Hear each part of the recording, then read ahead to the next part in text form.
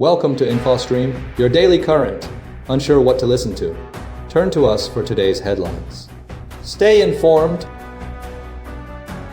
Trump advocates for war end in Ukraine. Trump commutes Santos' sentence. Trump's Middle East strategy evolves. Protests surge with legal challenges. Trump's statements face questioning. Trump and Maduro confrontation escalates. Bolton faces multiple indictments. Food stamp funding faces severe fentanyl crisis sparks new response efforts. Navy captures survivors after Caribbean attack.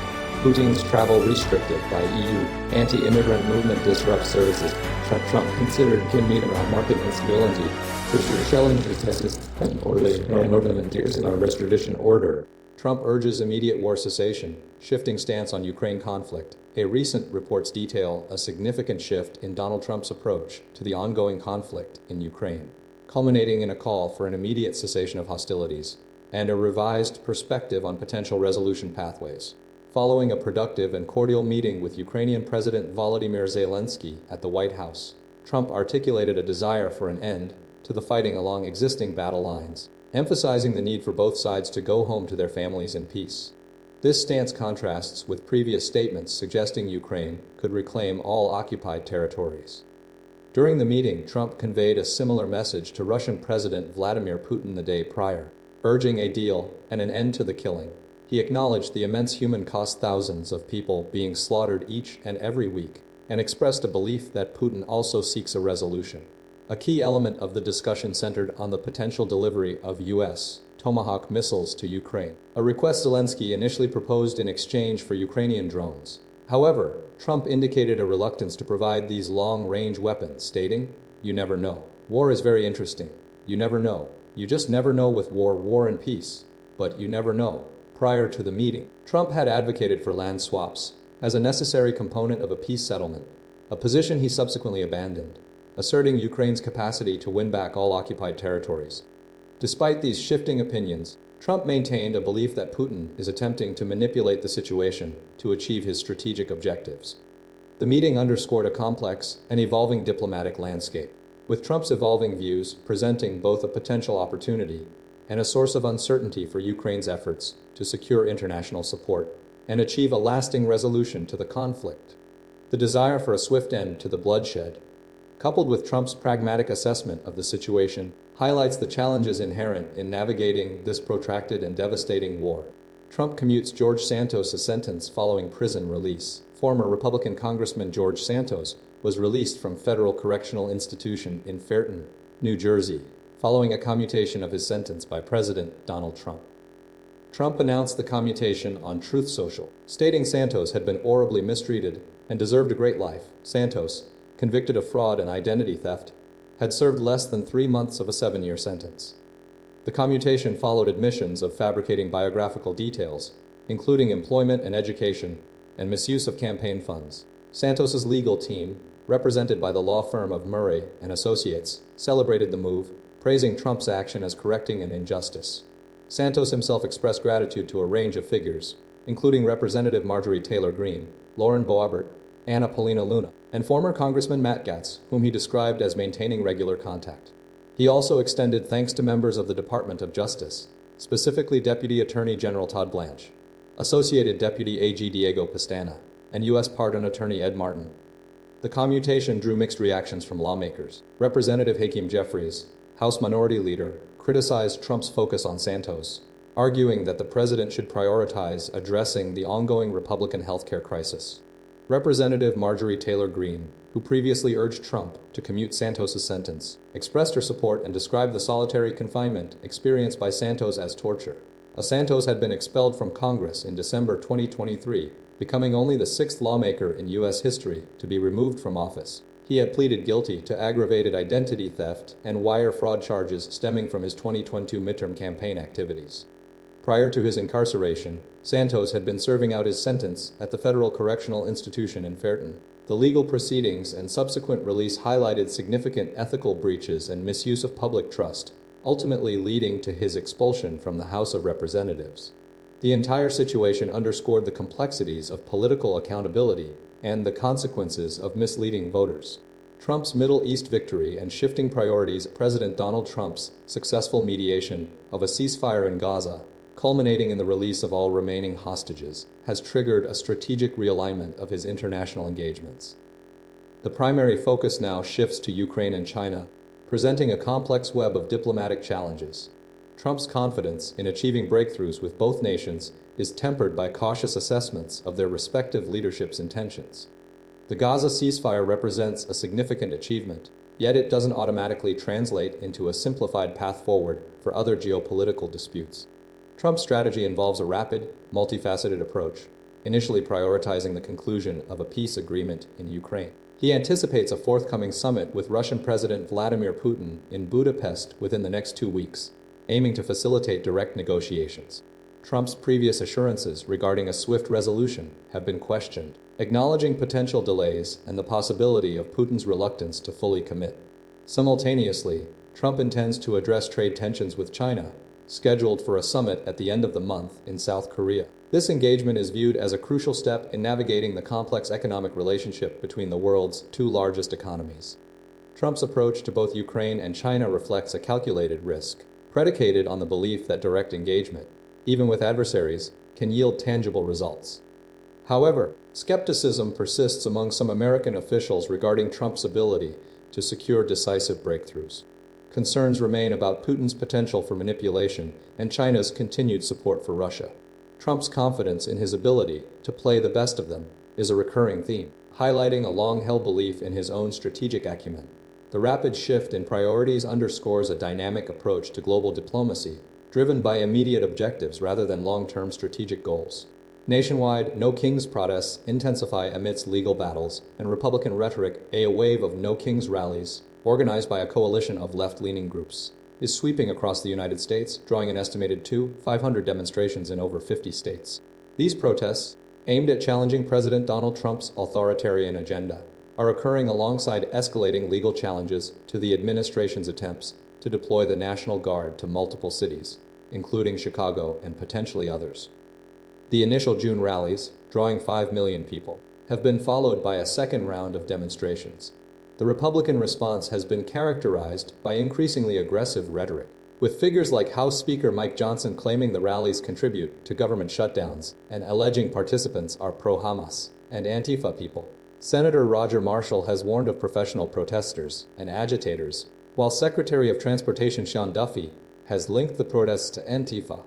This rhetoric has fueled concerns about a potential militarization of the country's response to dissent. Legal battles are central to the situation. The administration is attempting to secure Supreme Court approval for deploying National Guard troops, citing the 1827 Martin v.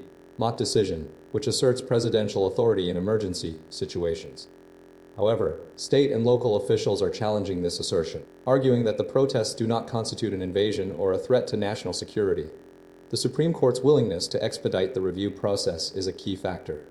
Several key legal precedents are being invoked.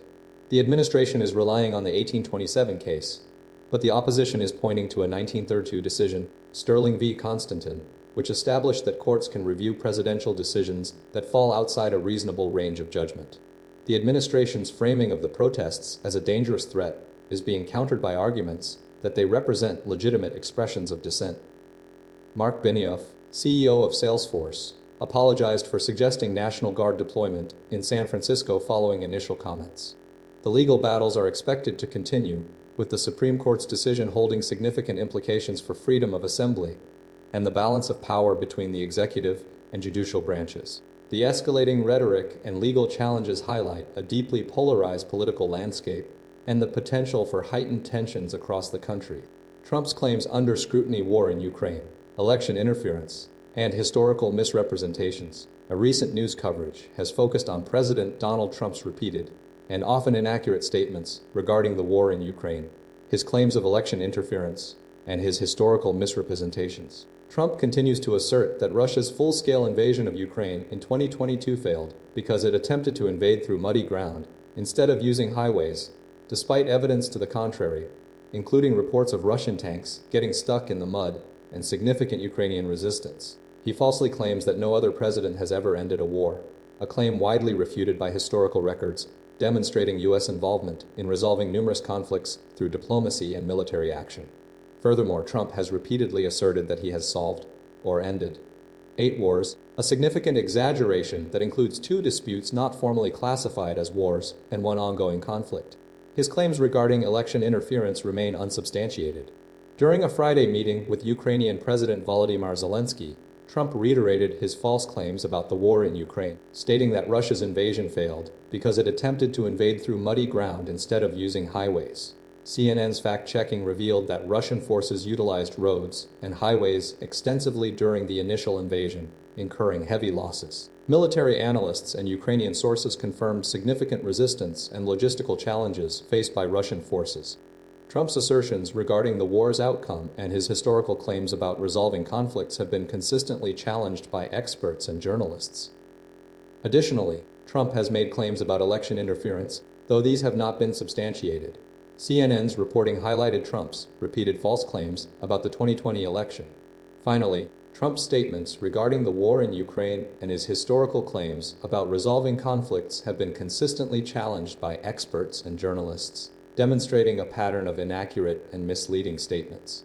These inaccuracies have been highlighted through fact-checking reports and analyses, underscoring the need for careful scrutiny of Trump's pronouncements. Trump and Maduro intensify Caribbean standoff amidst rising military presence, and tensions between President Donald Trump and Venezuelan President Nicolas Maduro are escalating dramatically in the Caribbean, fueled by a significant buildup of military forces and a heightened risk of direct confrontation. The core of the conflict revolves around the U.S. administration's stated intention to oust Maduro, a goal pursued since 2019, and Maduro's increasingly defiant response. Trump has authorized CIA covert operations in Venezuela, including targeting migrants and drug flows, and is considering military strikes on Venezuelan territory, shifting the focus towards potential land-based interventions. Simultaneously, Maduro has mobilized vast numbers of militia, claiming over 8 million reservists, and initiated military exercises, further solidifying his position and demonstrating resistance. The U.S. military has deployed warships and weaponry in the region, conducting 6 strikes against alleged drug boats in the Caribbean, and 6 B-52 bombers flew over Venezuelan airspace.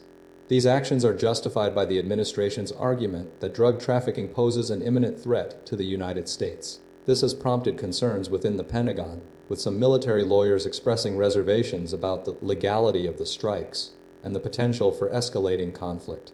Several key developments highlight the gravity of the situation. The detention of 2 survivors from a recent U.S. strike on a suspected drug boat raises significant legal questions and adds another layer of complexity to the operation.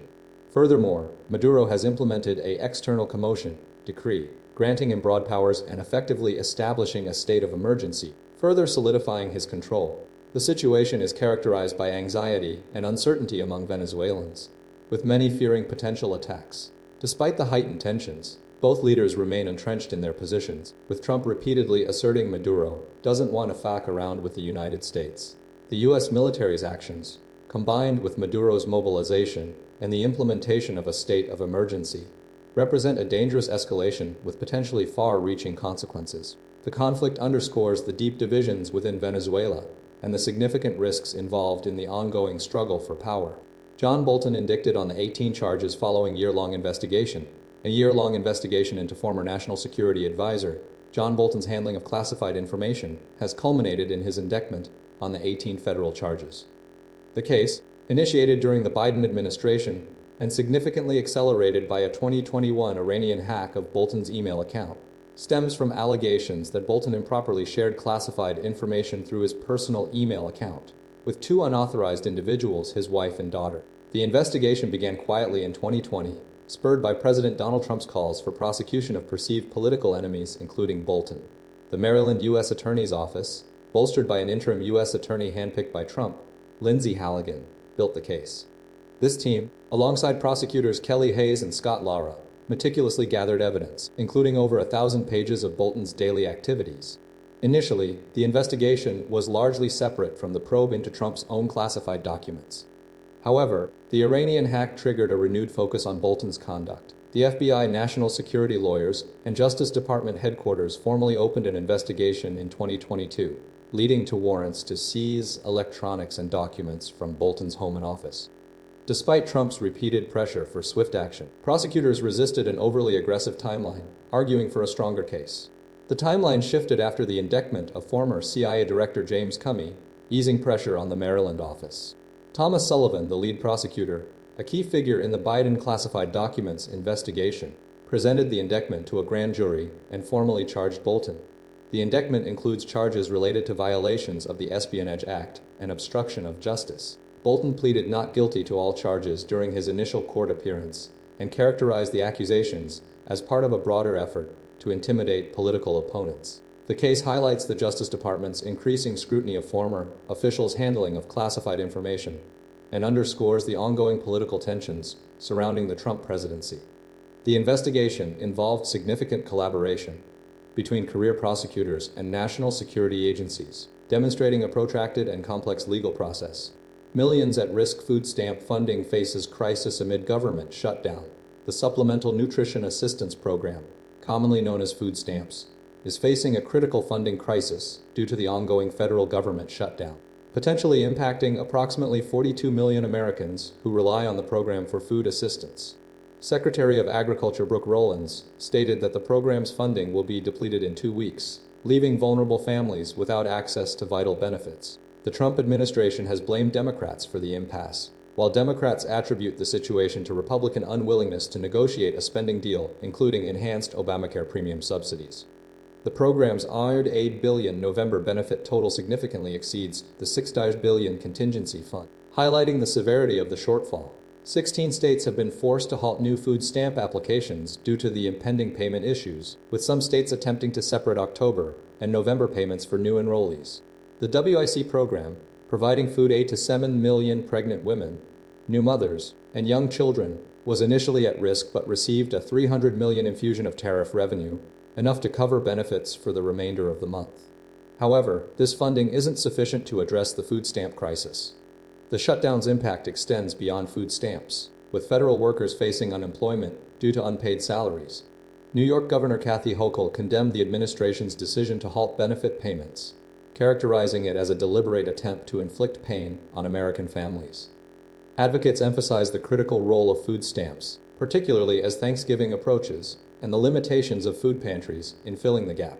During the 2018 shutdown, the USDA initially predicted benefits would dry up at the end of January, but implemented a 30-day obligated payment provision that ultimately proved unnecessary. The current situation underscores the vulnerability of vital nutrition assistance programs during government shutdowns.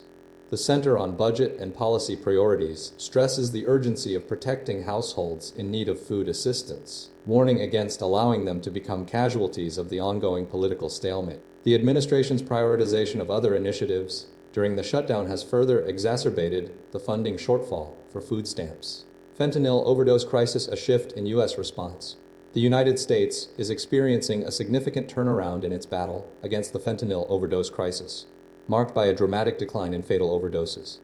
Kayla Presley's story exemplifies this shift, having overcome a severe addiction to fentanyl pills, while Tim Mansell's reporting highlights the broader trends. In 2024, overdose fatalities decreased by approximately 25%, representing nearly 30,000 lives saved.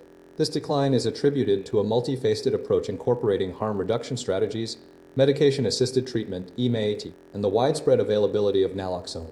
Harm reduction programs, such as the Iliadsa Law Enforcement Assisted Diversion Program in Fayetteville, North Carolina, are proving effective. These programs divert individuals struggling with substance use disorder away from the criminal justice system and toward treatment and recovery support. Simultaneously, MAT, utilizing medications like methadone and buprenorphine, is playing a crucial role in reducing cravings and preventing relapse. 9 more clinics in North Carolina offer MAT, and 70% of their patients rely on Medicaid. Naloxone, a nasal spray that reverses opioid overdoses, has been administered over 16,000 times in North Carolina alone, potentially saving countless lives. Drug testing laboratories, spearheaded by Dr. Nabarun Dasgupta, are identifying potentially dangerous additives in street drugs, including fentanyl, through analysis of nearly 14,000 samples. A generational shift is also observed, with younger generations, particularly Generation Z, exhibiting lower rates of opioid use and overdose fatalities. The opioid settlement, totaling $60 billion, is being strategically allocated across drug prevention, treatment, recovery, and harm reduction initiatives. Governor Josh Stein's leadership in coordinating legal action against opioid manufacturers and distributors has been instrumental. However, challenges remain, including Medicaid funding uncertainties and disparities in overdose rates among different populations, particularly Black, Indigenous, and non-white communities. Despite the positive trends in North Carolina, other states, such as Nevada and Arizona, continue to grapple with slower rates of decrease in fatal overdoses, underscoring the ongoing complexity of the crisis. The success of the shift is largely due to the combined efforts of healthcare professionals, law enforcement, and community organizations working together to address this persistent public health challenge. U.S. Navy captures survivors after Caribbean vessel attack. The United States Navy successfully captured survivors following an attack on a Caribbean vessel, now confirmed to be a drug-carrying submarine, escalating tensions in the region.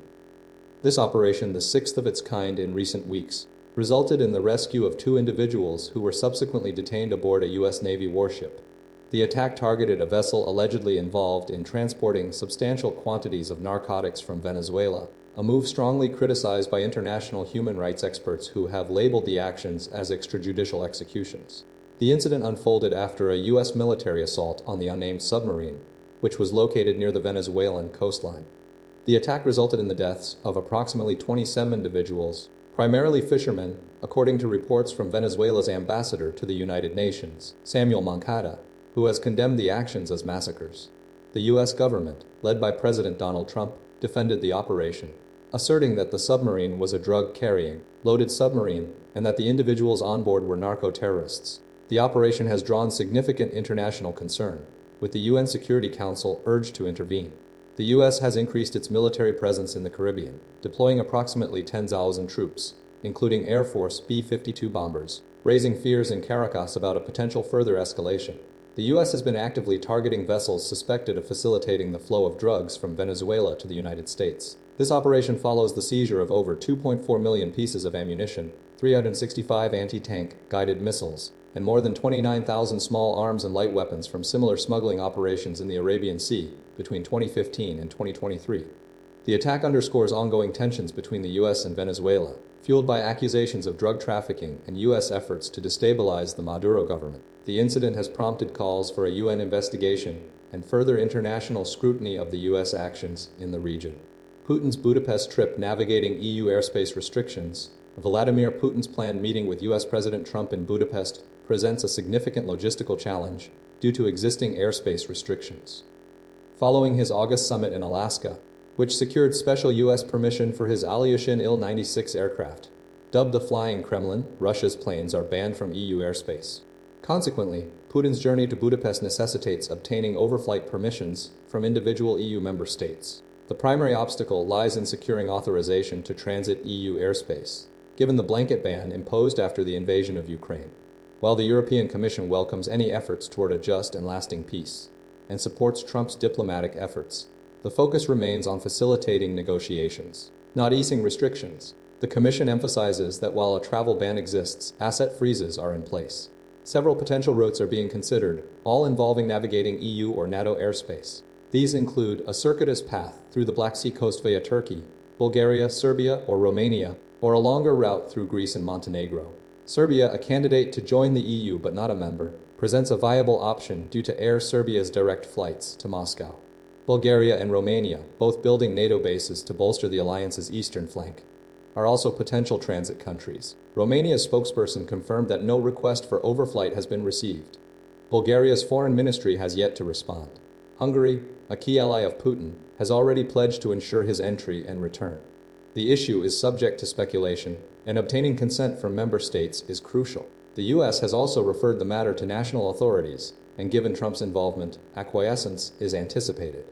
Ultimately, securing permission for Putin's aircraft to fly through EU airspace remains the most significant hurdle to the planned summit. Operation Dudula rising anti-immigrant movement disrupts healthcare access. The anti-immigrant movement, Operation Dudula, is escalating its campaign across Gauteng and KwaZulu-Natal provinces, targeting public healthcare facilities with the aim of prioritizing South African citizens. Initially a local pressure group, it has evolved into a political party led by Zandile Dudula, advocating for the prioritization of South Africans, particularly concerning emergency care and resource allocation, arguing that the public health system is overburdened and unsustainable. The group's tactics involve physically blocking entrances to clinics and hospitals, demanding identification documents from all patients, and turning away those without South African ID books. The movement's actions are rooted in broader anxieties surrounding immigration, xenophobia, and perceived economic strain within South Africa, a nation grappling with high unemployment, poverty, and inequality. Despite arrests and condemnation from government officials, including Deputy Health Minister Joe Fowler, and opposition political parties like the Economic Freedom Fighters and the Democratic Alliance, Operation Dudula persists, fueled by support from some residents in communities like Diepsloot. Residents in Diepsloot, including Sifo Mohile and Jennifer Shingange, expressed satisfaction with the reduced waiting times facilitated by the group's actions. However, the movement's methods are widely criticized as a violation of constitutional rights to health care, regardless of nationality. Human rights lawyer Fatima Hassan from the Health Justice Initiative highlights the dangers of an unsanctioned group making decisions about access to essential services. The group's actions have sparked legal challenges, including an attempt by the South African Human Rights Commission, which ultimately failed due to a technicality. Several Operation Dudula members have been arrested but released on warning. The police's response has been hampered by resource constraints, leaving the group largely unchecked.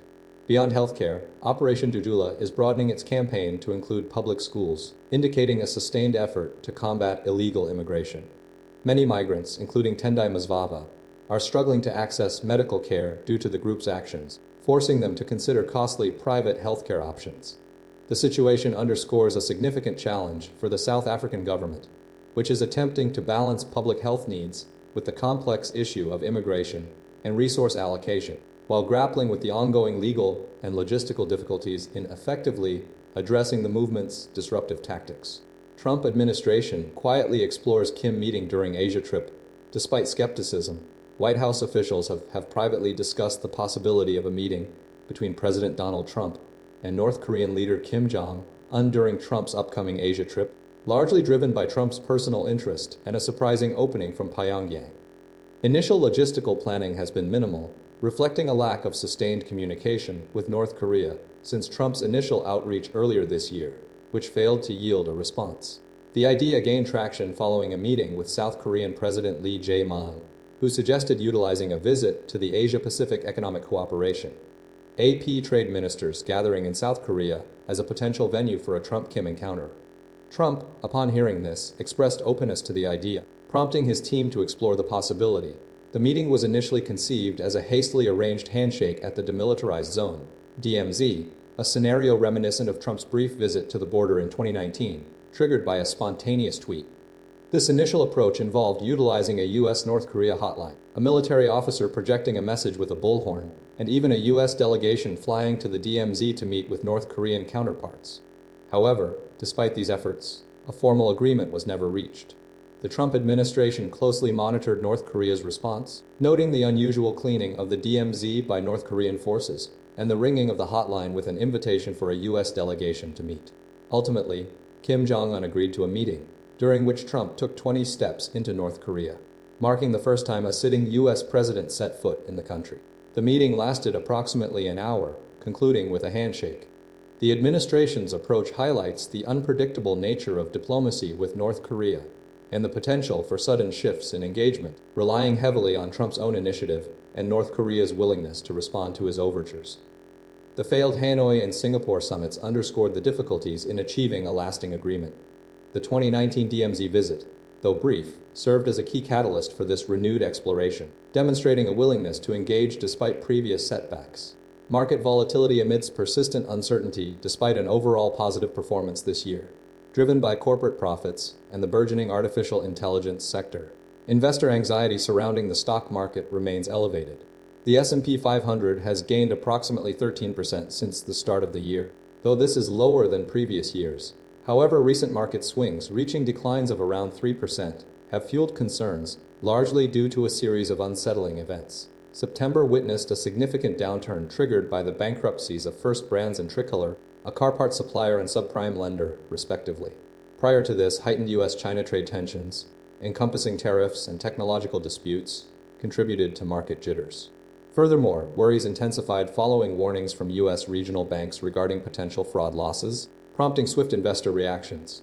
The market's resilience itself is a contributing factor to this anxiety, as share prices are unusually high relative to profit metrics. Concerns about a potential AI bubble, with massive investments by major players, have intensified, prompting scrutiny from institutions like the Bank of England, J.P. Morgan Chase, Jerome Powell, and the International Monetary Fund, all of whom have cautioned about stretched valuations and rising risks. Investor caution is further amplified by ongoing geopolitical uncertainties, including the U.S. government shutdown and potential influence from the Trump administration on the Federal Reserve. While Goldman Sachs and Wells Fargo have maintained optimistic forecasts for the S&P 500's end-of-year performance, anticipating a level around 6,900 points, analysts acknowledge the potential for corrections. David Lekowitz of UBS Global Wealth Management emphasizes that a sharp sell-off is unlikely, citing solid U.S. economic growth and declining borrowing costs. He notes that the lenders involved in the bank concerns have alleged fraud, and that default levels appear healthy. Despite the concerns surrounding AI valuations, he believes that demand for AI is unlikely to suddenly decline. The typical lifespan of a bull market is approximately 4.5 years, and given persistent inflation in Washington's political landscape, this year's rally has been described as unloved. Ultimately, analysts agree that corrections and bear markets are inevitable, but the timing and magnitude of these events remain uncertain, highlighting the complex and volatile nature of the current market environment. Polish judge defies extradition request, justifies Ukrainian involvement in Nord Stream attacks. A Polish judge has delivered a landmark ruling, refusing to extradite a Ukrainian citizen, Volodymyr Zhuravlyev, suspected of involvement in the sabotage of the Nord Stream gas pipelines in September 2022. The decision, prompted by Germany's warrant, was based on the assertion that in the context of the ongoing war in Ukraine, Ukraine's actions could be considered a just response. Zhuravlyev was detained in Poland last month and subsequently released following Judge Dariusz Lubowski's impassioned defense. The ruling has significant implications for the ongoing investigation and highlights the complex geopolitical landscape surrounding the attacks. Judge Lubowski argued that the war in Ukraine fundamentally alters the legal assessment of the situation, citing Russia's invasion as a bloody and genocidal attack. He referenced Aristotle and St. Thomas Aquinas to support the argument that Ukraine possessed the legal right to defend itself, specifically by targeting enemy infrastructure. Prime Minister Donald Tusk swiftly supported the judge's decision, stating case closed, reflecting the Polish government's staunch support for Ukraine.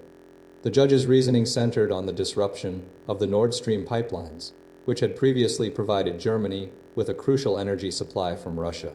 This disruption deprived Poland of significant transit fees and fueled existing tensions. Furthermore, the judge questioned Germany's jurisdiction, pointing out that the explosions occurred in international waters on pipelines largely owned by Russia. He argued that the legal framework surrounding the attacks is dramatically different when considering the context of a declared war. The decision represents a bold challenge to standard extradition procedures and underscores Poland's position as a key ally of Ukraine amidst the ongoing conflict. The case remains a pivotal point in the investigation and highlights the legal and ethical dilemmas presented by acts of sabotage during wartime.